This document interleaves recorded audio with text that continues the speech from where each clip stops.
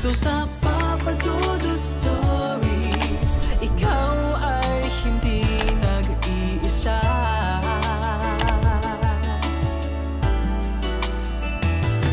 Dito sa Papa Dudut Stories, may nagmamahal sa'yo. Papa Dudut Stories.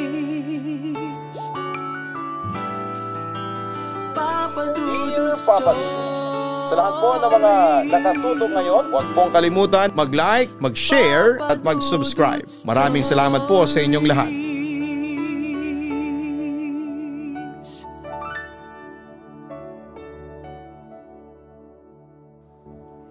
Isang magandang gabi sa inyong lahat. Ako si Merlene Barbara pero tawagin niyo na lamang ako sa pangalan na Melba. 36 years old na ngayon at naninirahan sa Baisa, Quezon City. Pero tubong Naga City ako. Matagal na po akong silent listener ng inyong programa at paminsan-minsan ay nagko-comment po ako sa inyong mga tinatampok na kwento para alamin kung saan ako magpapadala ng email.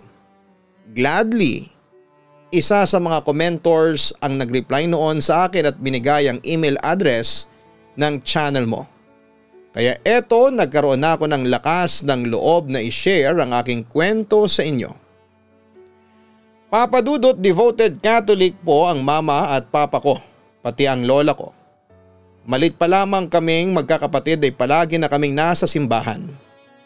Ngunit nang makatungtong ako ng high school, mas nag-grow ang faith ko kay Lord. Nang maging born again ako. Labagman sa gusto nila mama ay wala pa din silang nagawa. Sisimulan ko na ang kwento ko. Dati kasi hindi ako naniniwala sa mga multo, engkanto at mga aswang. Alam ko kasi kapag malapit ka kay Lord ay hindi ka makaka-experience ng ganon o kung ng ano paman. Pero noong year 2006 ay nagbago ang medyo tahimik kong buhay. Dahil umalis na yung katulong namin sa bahay, kailangan maghanap ni mama ng panibago. Palagi kasi silang nasa trabaho ni papa, tapos si ate naman ay nasa Germany at si kuya naman ay may sariling pamilya na. Bunso ako sa amin at nasa kolehiyo na. Madalas akong wala sa bahay kaya wala mag-aasikaso kay lola. Kakatapos lang ng Pasko nang bigla na lamang may sumulpot na babae at lalaki sa harap ng bahay namin at may dalang mga bag niya. Sino kayo? Anong kailangan ninyo? Usisa ko sa kanila. Sumagot naman yung babae. Ako si Mira. Ako yung pinadala dito para maging bagong katulong ninyo, aniya. Papa Dudut, sa unang tingin ko doon sa babae ay simple lang siya na hindi rin nalalayo sa edad ko. Sa ayos niya ay halatang laking probinsya ito. Pero sa unang tingin ko pa lamang sa kanya ay hindi ko alam. Pero nakaramdam ako ng kakaiba. Hindi ko may paliwanag. Para bang hindi ako mapakali. Isabay pa ang pagtaas ng balahibo ko sa buong katawan. At parang hindi ko gusto yung hangin sa bahay na mga oras na yon. Basta may naramdaman akong kakaibang aura. Hindi ko alam kung ano. Samantala, bumaling naman ako sa kasama niyang lalaki. Ewan ko ba pero bumilis ang tibok ng puso ko. Ang gwapo kasi ng lalaki. Matangkad, maputi, maganda ang pangangatawan dahil bumabakad sa suot niyang damit ang muscles niya. Ang amo ng mukha ng lalaki. Para ba siyang anghel na buwaba sa lupa. Halatang probinsyano pero mukhang artistahin. Kung i-describe ko po ang itsura niya ay parang may resemblance siya sa aktor na si Joshua Garcia. Lalo akong kinilig nang ngumiti muna ang lalaki pagkatapos ay nagsalita din ito. Ako si Balan, kapatid ko si Ate Mira. Hinatid ko lang siya dito para masiguradong ligtas siyang makakarating dito sa inyo. Ganun ba? Sabi ko na lamang habang na starstruck pa rin ako kay Balan. Mamayang kaunti ay dumating si mama. Oh, nandito na pala ang bagong kasambahay. Halika, Pasok kayo, sabi nito sa mga bisita. Pinapasok ko naman ang dalawa at pinaupo sa sala. Nag-usap naman sina Mira at Mama sa magiging responsibilidad ng una sa aming bahay. Pinag-usapan din nila ang sweldo at iba pang mga benefits. Binasa din ni Mama saglit ang ilang papeles na pinasa ni Mira tulad ng NBI at police clearance. At nagkwentuhan pa ang dalawa tungkol sa background ng aming bagong kasambahay. Habang nag-uusap ang dalawa ay napatingin ako kay Balan na noon pa lang ay nakatingin sa akin. Nag-blush ako noon pero hindi ako nagpahalata. Pero hindi talaga niya tinanggal ang kanyang mata sa akin. Tahimik lamang siyang nakatingin na para bang inoobserbahan ang aking mga galaw. Medyo nakaramdam ako ng uneasiness dahil na rin sa bilis ng tibok ng puso ko. Mamayang kaunti ay tinawag ni Balan ang pangalan ko at pagkatapos ay ngumiti sa akin. Ilang taong ka na? Tanong niya sa akin. 18, nahihiyang sagot ko. Magkasing edad lang pala tayo kung ganun. 18 lang din ako, sagot ni Balan sa akin. Si Ate Mira matanda siya sa akin ng 6 na taon. Nag-aaral ka ba ngayon? O sisa ko naman sa kanya. Hindi na, tumigil muna ako. Kailangan kong tulungan ang pamilya ko sa bukid. Pero tapos ako ng high school, sagot niya sa akin. Ikaw, saan ka ba nag-aaral? Sa PUP Second Year College, sagot ko naman. Wow, buti ka pa. Good luck sa pag-aaral mo, nakangiting sabi ni Balan sa akin. Papadudot marami pa kaming pinagkwentuhan ni Balan hanggang sa narinig namin na natapos na ang kwentuhan ni na Mama at Mira. Kaya saglit na nakipag-usap si Balan sa amo ng kanyang kapatid. Pagkatapos ay magalang na itong umalis. Ako na ang naghatid sa kanya palabas ng aming bahay. Pero bago siya umalis ay isang makahulugang mga pangungusap ang binitawan ni Balan sa akin. Masaya akong nakilala kita, Melba. Magkikita pa ulit tayo, aniya. Ang mga ngiti niya ang lalong nagpakilig noon sa aking puso. Ngunit napalitan niyo ng pagtataka ng saglit mawala ang aking atensyon dahil tinawag ako ni Mama. Pagbalik ko para tingnan ulit ang pag-alis ni Balan ay wala na ito. Sa isip ko noon ang bilis namang mawala ng lalaking yon. Samantala nung una ay maayos at normal naman ang pagtatrabaho niya. Hindi pa siya gaanong kinakausap nila Mama dahil bago pa lamang. Hanggang sa tumagal na siya ng 1 linggo sa bahay, January na noon at wala pa din kaming klase kaya nasa bahay lang ako. Saktong nauuhaw ako kaya pumunta ako sa kusina para uminom at humanap na rin ng makakain. Nabutan ko nagluluto si Mira. Pinanood ko lang siyang magluto, saka ko napansing mahilig sa itim ang babae. Mahaba din ang maitim nitong buhok at maganda din siya. Pasimple ko siyang pinanood magluto at napansin kong naghiwa na siya ng sibuyas. Yung plastic na may bawang na hindi pa nabubuksan ay kinuha niya din. Akala ko'y maghihiwa siya ng bawang pero kinuha niya ito at tinapon sa trash bin. Hindi ako nag-react at kunwaring walang pakialam na nagbukas ng ref. Hindi ko na lang binigyan ng malaking pakahulugan ang ginawa niya sa bawang dahil baka sira na ito o ano paman. Samantala simula nung dumating si Mira sa bahay namin ay nakaramdam na ako ng kakaiba sa kwarto ko. Hindi ako makatulog ng maayos kasi pakiramdam ko talaga parang hindi ako nag-iisa sa loob. Kahit na alam kong ako lang ang naroroon. Kada gabi feeling ko ay may nagmamasid sa akin. Minsan magigising na lamang ako na parang may katabi ako sa pagdulog. Kaya nagpasya akong bumili noon ng maraming unan gamit ang naipong allowance ko at nilagay ko yon sa likod ko para mawala yung feeling na may katabi ako. Pero eto ang nakakatakot, Papa Dudut. Kapag gumigising ako ay nagugulat na lamang ako na wala sa tabi ko yung mga unan at nakasalansan lahat ng maayos doon sa katabi kong upuan. Kung hindi man nakasalansan na ito ng maayos sa study table. Nagtaka talaga ako kasi bago ko matulog ay nakalak ang pinto kaya imposibleng ayusin yon ni Mama o ni Mira. Tapos hindi nawala yung pakiramdam ko na para akong may kasama doon sa kwarto. Actually kahit saan ako pumunta ay nararamdaman ko talagang may sumusunod sa akin. Tapos one time habang nagsha-shower ako ay nakita ko sa aking peripheral vision ko na may nakatayong lalaki sa sulok ng banyo. Kaya nagulat ako at nadulas pa noon. Pero pagtingin ko ay wala naman yung nakita kong nakatayong lalaki. Dahil doon ay nagsimula na akong matakot, Papa Dudut. Tapos palagi akong nananaginip din noon na meron daw sumusunod sa aking lalaki. At kapag lumilingon daw ako ay nakikita ko ang isang pamilyar na figura. Pero hindi ko mamukhaan kasi malabo ito, Papa Dudut. Tapos tumatakbo daw ako palayo pero nahahabol pa rin daw ako ng lalaki. Hanggang sa isang panaginip ko ay hinahabol daw ako tapos nahuli daw ako ng lalaki. Nung una ay nagpapapalag ako pero nang masulyapan ko ang mukha ng lalaki, nagulat ako kasi nakita ko na yon at natatandaan ko ang mukha na yon. Si Balan. Hindi ako makapaniwala sa panaginip ko na si Balan daw ang matagal nang humahabol sa akin. Hindi niya pinakawala ng katawan at braso ko. Pero ewan ko ba kasi sa panaginip ko ay hindi na ako nanlaban habang pinagmamasdan ko ang mukha ni Balan. Tapos mamayang kaunti nilapit ni Balan ang kanyang mga labi at hinalikan ako. Bumigay naman ako at isinuko ko ang aking virgin lips sa kanya.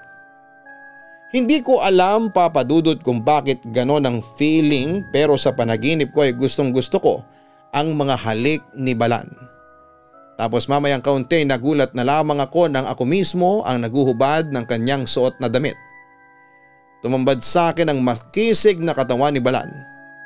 Tapos para akong nahipnotismo at binudburang ko raw ng halik ang kanyang katawan habang dinig na dinig ko ang mahihinang ungol ng lalaki. Tapos nagising na ako. Ilang beses kong napanaginipan yon hanggang sa maging obsessed na ako kay Balan. At dahil sa biniyayaan ako ng talento sa pagguhit ay palaging ang mukha ni Balan ang dinodrawing ko sa aking sketchpad. Sinubukan ko ding hanapin noon si Balan sa mga lumang social media sites tulad ng Friendster, MySpace at Facebook pero nabigo ako. Minsan pa nga kinausap ko si Mira kung ano ang cellphone number ng kapatid niya pero sabi lang sa akin ng kasambahay namin, hindi raw nagsa-cellphone si Balan. Lumipas ang ilang linggo, lalo akong naging obsessed kay Balan. Hindi ko na napansin yung mga kababalaghang nararamdaman ko kasi madalas akong mag-daydream na kasama ko si Balan. At kahit napagod ako sa pag-aaral, nawawala lahat ng yon kapag napapanaginipan kong kasama ko si Balan.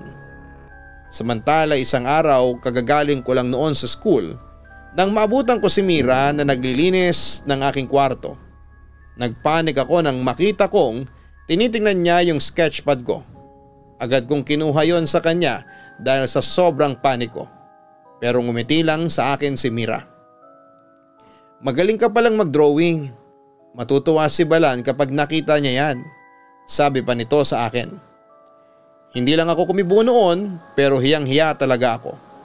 Pero pagkatapos noon ay nagulat na lamang ako dahil merong nagpapadala ng mga bulaklak sa akin. Iniiwan sa labas ng pinto namin tapos may dedication card na nakapangalan pa sa akin. May pagkakataon ding si Mira ang nakakakita ng mga bulaklak at ibinibigay sa akin. Kapag tinatanong ko siya kung kanino galing, ang sagot niya palagi ay hindi raw niya alam. Pero hindi ako naniniwala sa kanya. Ramdam ko na kilala niya yung nagbibigay ng bulaklak sa akin. Samantala nakarating kay Mama ang arawang delivery ng bulaklak sa bahay namin. Natutuwa daw siya dahil may nanliligaw na raw sa akin at dalaga na raw talaga ako. Pero palagi niya akong pinapayuhan na pag-aaral muna ang intindihin ko bago ang pag-ibig dahil bata pa raw ako para intindihin yon. Hindi naman nagtagal, sa pangungulit ko kay Mira ay inamin din niya sa akin na ang nagbibigay daw ng bulaklak sa akin ay walang iba kung hindi si Balan. Siyempre nagulat ako. Talaga, Ate Mira? Ibig sabihin, nandito si Balan? Sumagot naman ang kasambahay namin na noon ay lumabas na ang pagiging misteryosa. Oo, ang totoo niyan, nandito lang siya, aniya. Nagtaka ako sa mga sinabi niya pero hindi na siya kumibo pa. Tapos natatandaan ko nung sandaling yon, biglang lumamig ang simoy ng hangin sa loob ng kwarto ko. Tapos parang may yumakap sa akin na kung ano. Siyempre kinilabutan ako at napalingon sa aking likuran. Pero wala akong nakita. Tapos nakita ko lang si Mira na misteryosong nakangiti lamang sa akin. Sa kabilang banda, linggo noon at day off ni Mira. Kami lang ni Mama at Lola ang nasa bahay nang utusan ako ni Mama na magluto. Sumunod naman kagad ako. Nagluluto na ako nang mapansin kong wala man lang bawang kaya lumabas ako at bumili ng madami para may stock na rin sa bahay. Saktong itinapon ko sa labas yung laman ng trash bin namin nang mapansin ko kung ano yung nasa sako ng basura. Nilalagay kasi namin yung sako ng basura sa labas para daanan ng basurero. Nagtatakang binuksan ko yung basura at puro ito bawang. Hindi naman sira o bulok, maayos pa ang mga ito at hindi pa nababawasan. Madami yon, sa tingin ko ay madalas bumili si Mama dahil siya ang namamalengke. Hindi ko na pinalam pa kay Mama ang nakita ko at hinayaan na lamang. Inisip ko pa ngang baka may allergy sa bawang si Mira kaya ganon. Gabi na nang bumalik si Mira sa bahay. Ang kwarto ni Mira ay katabi lang ng kwarto ko at kwarto ni Lola dito sa baba. Sa taas naman ang kwarto nila Mama pati ang isa pang kwarto na dapat ay para kay ate.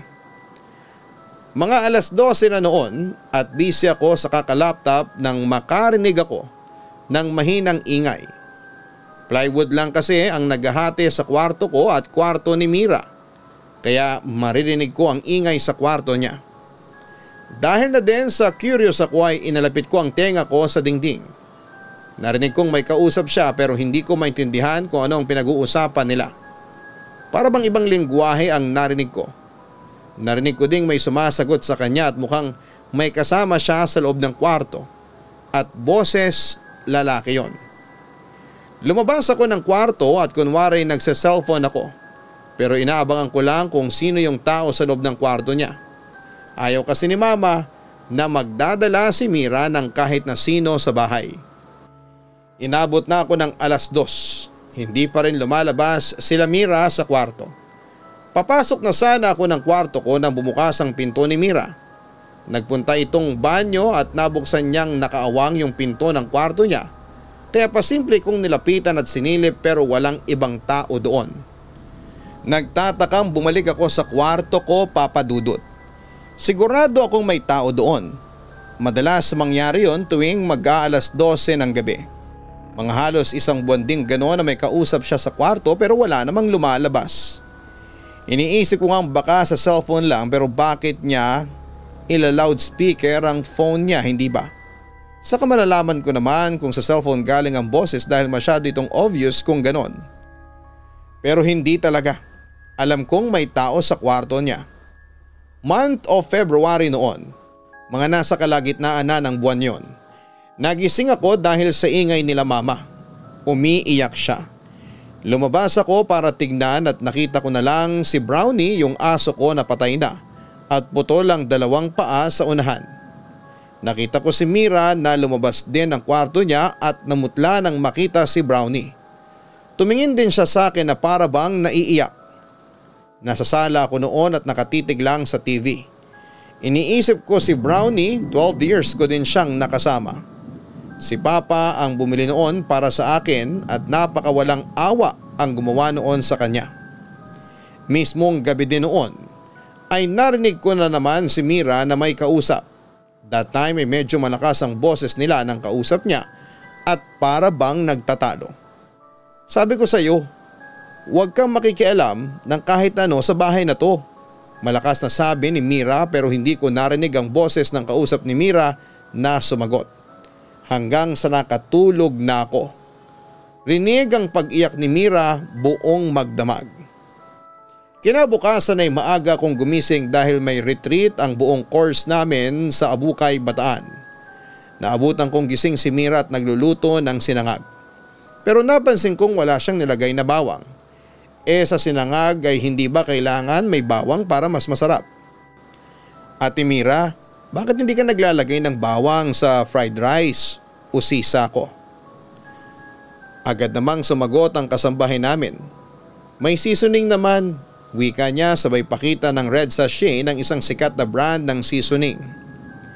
Pero mas masarap kung merong fried garlic sa sinangag, insist ko. Hindi lang kumibo si Mira, nagpretend lang ito na parang walang narinig. Nagbuntong hininga na lamang ako at umupo sa mesa habang naghihintay ng agahan. Ate Mira, may isa pa akong tanong. Huwag kang magagalit ha. Pauna kong wika sa kanya. Tumigil naman saglit si Mira sa kanyang ginagawa. Sige, ano yon? Seryoso niyang balik sa akin. Hindi naman sa nakikialam ako. Pero minsan, narinig ko na may kausap ka sa kwarto mo. Lalaki? Nagdadala ka ba ng bisita sa bahay nang hindi alam ni Mama? Diretsang tanong ko sa kanya. Natahimik noon si Mira pero bumalik siya sa pagluluto. Mamayang kaunti umamin siya sa akin. Si Balan ang kausap ko. Magkausap kami sa cellphone. Naka-loudspeaker lang kasi medyo mahina ang pandinig ko. Kaya akala mo siguro may dinala akong lalaki sa kwarto ko. Hindi, wala akong dinadala. Aniya. Hindi na ako nag-question noon sa kanya kasi yon din ang naisip ko. Pero lumiwanag ang mukha ko nang malamang kong may cellphone na pala si Balan. Pero nahihiya naman akong itanong kay Mira ang cellphone number. Kasi parang ayaw naman niyang ibigay yon sa akin. Samantala, Papa Dudut ay nagpatuloy ang pagiging misteryosa ni Mira. Nagpatuloy din ang kababalaghan sa aking buhay. Pero nawala lang yon nang magpa siya akong mag-dorm malapit sa school namin. Kasi mas dumami na ang demands ng aking pag-aaral noon. Nung una ayaw pang pumayag ni Mama pero sa huli nakumbinsi ko rin siya. Nangako kasi ako sa kanya na pagbubutihan ko ang aking pag-aaral at hindi ako magpapabaya. To make the story short ay nag-dorm na ako. Bali every weekday nandun ako. Pero pagsapit ng gabi ng Biyernes ay umuwi ako sa bahay para mag-spend ng time kasama sina Mama at Lola. At kapag Sunday ng umaga ay bumabalik na ako sa dorm. Minsan hinahatid ako ni Mira sa utos ng mama ko. Ilan ang kasama mo dito? Usisa ni Mira sa akin nung unang beses niya akong hinatid sa dorm. 4 lang kami, all girls, sagot ko sa kanya. Huwag ka mag-alala, magiging 5 na kayo, maya-maya'y sabi ni Mira sa akin. Napatingin naman ako sa kanya, nagtataka. Ha? Paanong magiging 5? Balik ko sa kanya. Pero hindi na niya yon sinagot at sa halip ay iniba na lamang niya ang topic. Nagkwekwentuhan pa kami ni Mira noong araw na yon at makalipas ang 30 minutes ay umalis na rin siya habang ako lamang ang mag-isa noon sa dorm. Papa Dudut, simula noon ay parang may nararamdaman na akong presensya sa loob ng dorm. Kahit na mag-isa lang ako, feeling ko ay may kasama ako. Kapag weeknights at kumpleto kami sa dorm, feeling ko naman may katabi ako sa kama. Hindi ko talaga maitatangging may presence talagang paikot-ikot lang dito sa area. And it feels like a guy dahil pati yung dorm mate kong si Alicia na sensitive sa kanyang bagay, lalaki din. Yung pagkakaalam niya sa spirit na gala. Minsan playful siya, sanay lang kasi ako. Yung bathroom namin is nasa loob ng dorm tapos maririnig ko na may nagtutulak ng timba, mag-isa ako. Minsan nag-rattle yung doorknob ng banyo. I still have goosebumps sa mga ganong instances pero hindi ko na lang pinapansin. Ang hindi lang kasi maganda, nababangungot ako lagi pag mag-isa. May curtain kasi ang bed ko at sa baba ako ng double deck natutulog. I'm always aware during sleep paralysis and I can feel na may nanonood sa akin sa side ng bed ko.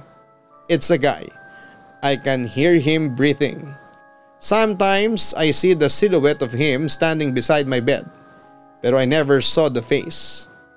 Hanggang magigising na lamang ako and magmumuni-muni saglit and go back to sleep again. Minsan mauulit na naman, minsan ay hindi na. Even nga kapag meron na mga kasama ko dito, I still have those nightmares. I don't understand kung bakit palaging ganon. Parang pinapanood lang niya ako. Makalipas ang ilang araw habang natutulog ako ay nagising ako bigla. Sumilip ako sa mga kasama ko pero wala sila, but I was sure na hindi Sunday that day. Nagkukwentuhan pa kami bago matulog, then na-realize ko I was dreaming again. But what was weird is that I can move. Then suddenly ay narinig ko ang boses ng isang lalaki. Tinatawag nito ang pangalan ko sa may bandang paanan ng bed ko. I was so surprised what the hell is going on dahil nakita ko sa paanan ng aking kama na nakatayo ay walang iba kundi si Balan. Anong ginagawa mo dito? Paano ka nakapasok sa dorm ko? Tanong ko sa kanya. Hindi siya kumibo noon pero binigay niya sa akin ang pinaka mapang-akit niyang ngiti. Sa kabilang banda, ewan ko ba pero hindi ako natakot noong mga sandaling yon. Bumangon pa nga ako then hinawi yung kurtina at umupo. I was just staring at him wide-eyed. Pwedeng tumabi, sabi niya. I was very aware that I was dreaming but he looked so real. As in siya talaga yung nasa bed ko. Na nagpapaalam na tatabi sa akin, tumangwa ko. Suddenly nakahiga na siya sa bed ko like magic. Nakaunan ako sa balikat niya while facing him. Nakayakap siya sa akin. I tried to smell him but he smelled nothing. Can't even hear a heartbeat. Pero yung sensation ay parang totoo. He felt warm. He was silently stroking my back. Then he asked if it was okay for him to visit me again. I looked at him and said, "Oo naman," and then kissed my forehead and told me to go to sleep. I really did kahit alam kong nananaginip ako. That night, I had the best sleep ever. Nang mga sumunod na araw ay palaging nauulit ang panaginip kong yon. Like mafe-feel ko na lamang na nakayakap siya sa akin. Minsan nakaupo siyang nakangiti sa akin. But it was always the same setting. Nakahiga ako at same dress ang suot ko since unang panaginip na meron siya habang si Balan ay nakasuot ng white shirt at black slacks. Tapos nakayapak lang siya. After I think about a week, the dream turned to something more. We kissed, we did things. Oo, nakaramdam ako ng init ng katawan. Ako mismo ang nag-initiate ng sex kay Balan. Natatandaan ko na ako pa mismo ang naghubad ng shirt niya tapos yung pantalon niya. Tumambad sa akin ang makisig niyang katawan. And he's gifted. Hinalikan ko ang kanyang katawan na para bang gutom na gutom sa laman. Habang si Balan naman ay mahinang umuungol sa aking ginagawa. Sa isip ko ay panaginip lang naman so no harm done. Pero sa totoo lang ng mga oras na yon I always felt tired. I get dizzy easily too na parang mas napagod pa ako na natulog. I even started losing weight at lagi akong matamlay. One time when I went at home, nagulat na lamang ako na umalis na raw si Mira sa bahay namin at pinalitan na siya ng ibang kasambahay. Nalungkot ako kasi hindi ko na makikita si Balan ng personal na sa panaginip ko na lamang siya mapagpapantasyahan. Lalo akong nalungkot pero nagiging masaya ako kapag nananaginip akong kasama siya. Samantala noong nasa bahay ako ay pumasyal sa amin yung malayong lola kong manghihilot at magtatawas. Kinausap si mama about something. Nang umalis si mama, kinausap niya ako. "Mahirap ba masyado ang pag-aaral mo? Bakit nangangayayat ka?" Sabi niya. "Hindi naman po, hindi lang nakakatulog ng maayos." Sabi ko naman. Tiningnan niya ako ng maigi tapos bigla niyang sabi na may sumasama daw sa akin na isang engkanto. Kinilabutan ako pero sabi ko na lang ay huwag niya akong tinatakot. Kinulit niya ako kung ano raw ba talaga ang nangyayari sa akin at nararamdaman talaga niya na meron akong kasamang engkanto. At yun nga Papa Dudut na ikwento ko ngang may dumadalaw sa akin sa panaginip ko. I spared the details pero kinuwento ko how the dream occurs. Bakit daw ako pumayag noong nagpaalam na dadalawin ako ulit? Dapat daw ay umayaw ako kasi nagpapanggap lang yon. Lola naman syempre crush ko yun. Sagot ko naman. Ano bang pangalan ng lalaking yon? Tanong niya sa akin. Balan po, kapatid siya nung dati naming kasambahay si Mira. Kwento ko naman. Apo, yung dating kasambahay niyong si Mira ay isang engkanto. Hindi ba naikwento sa iyo ng mama mo kung bakit nawala yung dati ninyong kasambahay? O sisa pa niya sa akin? Nag-isip ako noon. Wala namang ikinuwento sa akin si mama kung bakit umalis si Mira. Basta ang sabi lang niya sa akin ay bigla na lamang itong nawala. Biglang nawala si Mira kasi natakot siya na malaman niyang parating na ako sa bahay ninyo. Naramdaman kasi ng engkanto kung ang isang parating na tao ay may kapangyarihan o wala. Kwento pa ni Lola. Bigla na lang nawala si Mira sa kanyang kwarto at nakita ng mama ko na nakahiga sa kama ang isang putol na sanga ng puno. Yung mga dinala niyang gamit sa inyo pati yung mga papeles niya ay lahat naging lupa. Dagdag pa niya. Kung engkanto si Mira, engkanto rin si Balan. Hindi makapaniwalang wika ko noon. Itatawa sana ako ni Lola para masiguradong engkanto nga ang nagpapakita sa panaginip ko. Pero umayaw ako. Natakot ako bigla. Kaya ipinagdasal na lamang niya ako at pinahira ng coconut oil na may laman na ewan. She also asked me to put something sharp under my pillow kapag matutulog na. Pagbalik ko ng dorm, naghanap ako ng something na ilalagay sa pillow ko at gunting ang nakuha ko. I also prayed before going to sleep. Suddenly narinig kong tinatawag ni Balan ang pangalan ko. He was standing behind the curtain. Pwede ba akong tumabi? Sabi niya. Balan, tapatin mo nga ako. Engkanto ba kayo ni Ate Mira? Seryosong tanong ko sa kanya. Oo, mga engkanto nga kami at matagal na ako nagbabantay sa iyo. Pag-amin niya sa akin.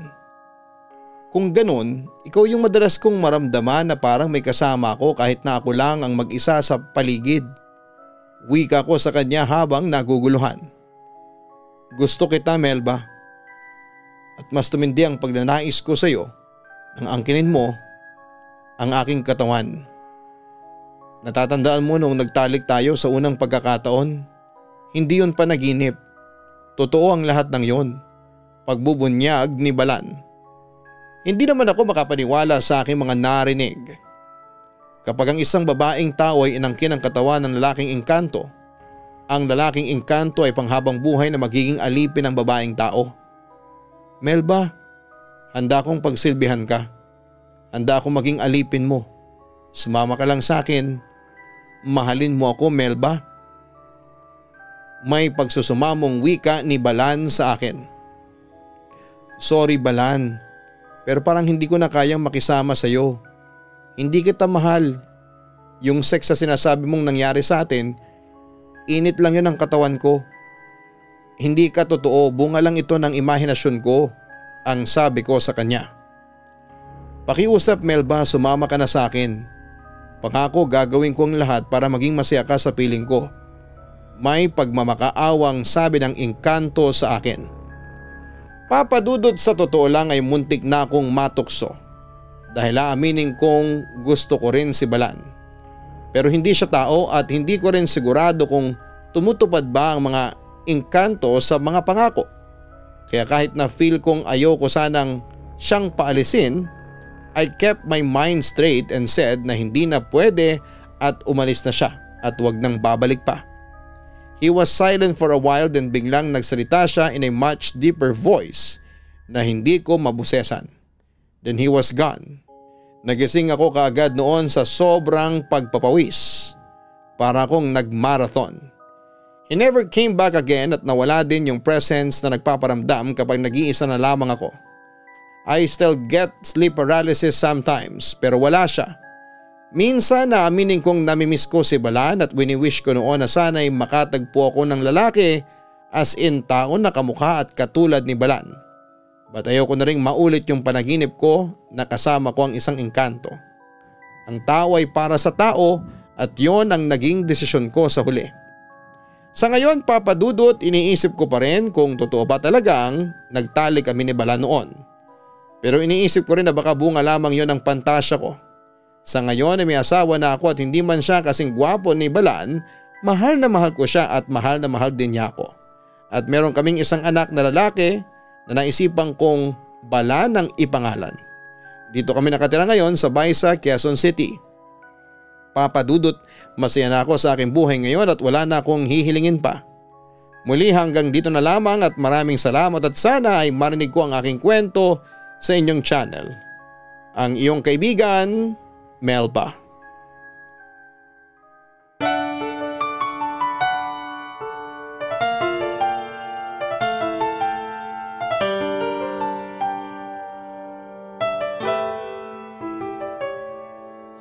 Ang buhay ay mahiwaga, laging may lungkot at saya. Sa Papa Dudut Stories, laging may karamay ka.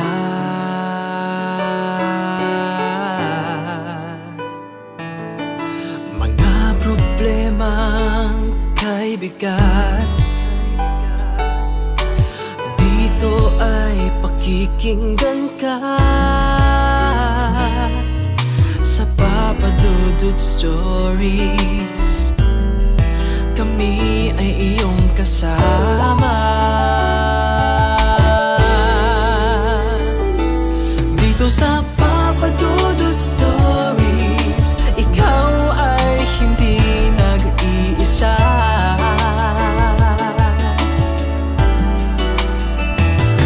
Dito sa Papa Dudut Stories, may nagmamahal sa'yo. Papa Dudut Stories, Papa Dudut Stories,